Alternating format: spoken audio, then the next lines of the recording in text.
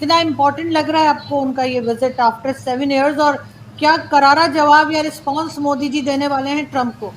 Summit attend करने के लिए त्यांजन में नरेंद्र मोदी पहुंच चुके हैं और वहां पर उनका रेड कारपेट वेलकम होता है, फूलों का गुलदस्ता पेश किया जाता है। और हैरत की बात यह है कि कहीं से भी नहीं महसूस हो रहा था कि इंडिया और चाइना किसी ज़माने में एक दूसरे के एनिमी थे। इनका फ्रेंड बनना कितना ज़्यादा जो है कंट्रीज़ को टफ टाइम दे सकता है। और यहाँ पर हम इंडियन डायस्पोरा की बात करेंगे जो अपने प्राइम मिनिस्टर को वेलकम करने के लिए मौजूद है। इंडियन स्टाइल के अंदर नरेंद्र मोदी का वेलकम होता है। इन सारी चीज़ों का असर तो पड़ता है पाकिस्तान की खारजा पॉलिसी में। हेलो दोस्तों, वेलकम टू हिंदुस्तान। प्रधानमंत्री नरेंद्र मोदी ने चीन का दौरा और पूरी दुनिया की नजरें तेज़ीन पर है। 7 साल के बाद चीन जमीन पर कदम रखते ही मोदी ने साफ संदेश दिया, भारत अब हर मंच पर दमदार मौजूदगी दिखाएगा। शी जिनपिंग से मुलाकात, एससीओ शिखर सम्मेलन में मजबूत बयान। यह सिर्फ दौरा नहीं, एक इंडिया की बढ़ती पावर का ऐलान है। यानी पूरी दुनिया को मानना पड़ेगा इंडिया एक सुपर पावर है। और साफ साफ संदेशा यूएसए को भी जाता है, इंडिया चाइना की दोस्ती अगर मजबूत तो काफी ज्यादा नुकसान हुए यूएसए को होने वाला है। प्रूव हुई या नहीं, मोदी जो है वो जा रहा है चाइना, और चाइना ने वेलकम कैसा किया है इस चीज़ को देखें कि रेड कारपेट पे प्रॉपर जैसे कि किसी एक बड़ी स्टेट का कोई जो है सदर आपकी तरफ आ रहा है। तो आप देखें कि पाकिस्तान के भी लोग गए हैं लेकिन उस तरह का वेलकम नहीं मिला। अब यहाँ पे पॉइंट की बात ये है कि जो बंदा दिल्ली किसी के घर जाएगा उसकी इज्जत नहीं रहेगी। हमारे जो प्राइम मिनिस्टर हैं या हमारे जो कोई वज़ीर ख़ारजा हैं, वज़ीर दाखिला हैं या जो भी है, इनको जब कोई काम नहीं मिलता ये टूर करते हैं और चाइना निकल जाते हैं। वहाँ पे जाके कहते हैं बी बी की आवाज़ मशीनें देनी थी, ठीक है, इस तरह की बात होती है।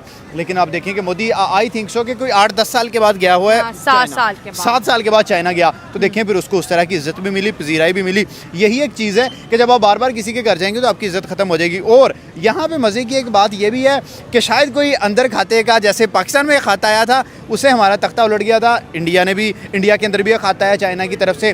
अब वो खात जो है सीक्रेट एक लेटर है, उस सीक्रेट लेटर पे पता नहीं क्या लिखा हुआ है, बट मुझे लगता है कि कहीं ना कहीं दोनों कंट्रीज़ मिलके किसी तीसरे कंट्री को, स्पेशली ट्रंप को जो है ना, टफ टाइम देने वाले हैं। मतलब आप समझते हैं कि कहीं ना कहीं एससीओ को ज्वाइन करने के पीछे वो लेटर भी हो सकता है जो शी जिनपिंग ने नरेंद्र मोदी के नाम लिखा था। और वो लेटर की कहानी ये थी कि आज मोदी चाइना में पहुंच गया। देखिए, दो बड़ी पावर्स हैं चाइना और इंडिया, जो दोनों एक दूसरे के खुले दुश्मन हैं। आज ट्रंप की पॉलिसी की वजह से दोनों हैंड ज्वाइन कर रहे हैं, दोनों अपनी ट्रेड मार्केट को इन्हांस करते हुए नज़र आ रहे हैं। Indian culture, Indian diaspora already China के अंदर मौजूद है। तो ये चीज़ें मुझे लगता है कि बाकी सब दुनिया को तो हज़म हो जाएंगी लेकिन ट्रंप सरकार को हज़म नहीं होगी। उसको लगता है शायद मैंने कोई बेवकूफ़ी करके दो बड़े दुश्मनों को दोस्त बना दिया। बिल्कुल ऐसा ही है। देखिए, ट्रंप ने, मैंने पहले भी कहा था, अपने पाँव पे खुद कुल्हाड़ी मारी है और वही बात अब प्रूव हो रही है। उस बंदे ने बिला वजह का टैरिफ लगाया। उस टैरिफ के बाद क्या हुआ कि इंडिया के साथ इतने अच्छे रिलेशन से इंडिया रशिया की तरफ चला गया। इंडिया ने ऑयल की ट्रेड जो रशिया से कर लिया। आप देखें कि पुतिन भी चाइना में आया हुआ है। हाँ। तो यहाँ पे जब चाइना के आला हुक्मरान हो गए, उसके बाद इंडिया के हो गए, भेजा फ्राई कर दिया है। लेकिन वही हुआ कि मेरी वजह से आप सही बात बोलने लग गए, मेरी वजह से आप बात सही बताने लग गए। वाकई में नहीं, वो लोगों ने बोला था, लेकिन मैं बात तो पहले भी सही बोल रहा था, लेकिन लोगों को शक होने लग गया था क्योंकि आपको मालूम ही है कि आपकी रेपुटेशन कैसी है।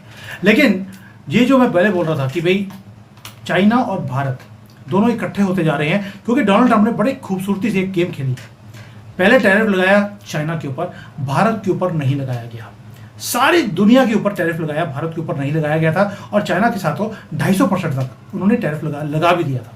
उसके बाद आहिस्ता आहिस्ता कम किया, लेकिन जब टैरिफ लगाया चाइना के ऊपर तो चाइना ने भी आहिस्ता आहिस्ता भारत की तरफ आना शुरू हो गए। This is very very important to understand कि भारत ही था एक कंट्री जो चाइना को बचा सकता था। This was one thing which we have done. उसके बाद भारत के ऊपर जब टैरिफ की एक तलवार लटकाई तो भारत ने भी चाइना के साथ दोस्ती निभानी शुरू कर दी या दोस्तियां करनी शुरू कर दी। एंड नाउ जो पुरानी एक प्रॉब्लम है चाइना के साथ, हमारी एक ही प्रॉब्लम है या सब दो प्रॉब्लम्स है। एक ट्रेड डेफिसिट की है, दूसरा बॉर्डर की है। बॉर्डर को भी वो सॉल्व करने को तैयार है अगर भारत अपनी कंट्री की मार्केट खोल देगा। पिछले 5-6 सालों से हमने हर चीज़ को बैन किया हुआ है चाइना से, हम आने ही नहीं देते। तो दोनों चीज़ों के ऊपर बात हो गई है, दोनों चीज़ें हो भी रही हैं और मोदी जी यहाँ पर आ रहे हैं।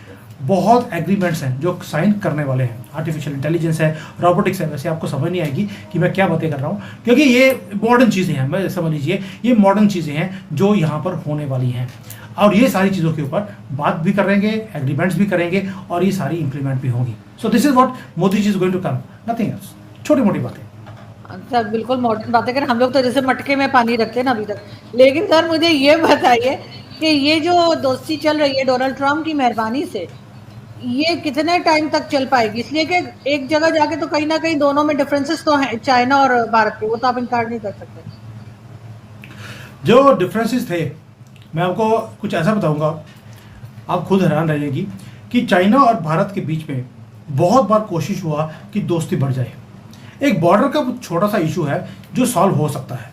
ये कोई पागलपन नहीं है कि हमने जो गज़वे हिंद करना है, चाइनीज़ में ऐसा कोई पागलपन नहीं है। जिनके अंदर यहाँ पे पागलपन था गज़वे चाइना करने का, उनकी किडनियाँ निकाल ली इन्होंने, और वहाँ पर बच्चे भी पैदा करने की परमिशन नहीं है, यानी कि अल्लाह की परमिशन यहाँ पे चलती नहीं है, यहाँ पर शी जिनपिंग की ही परमिशन चलती है।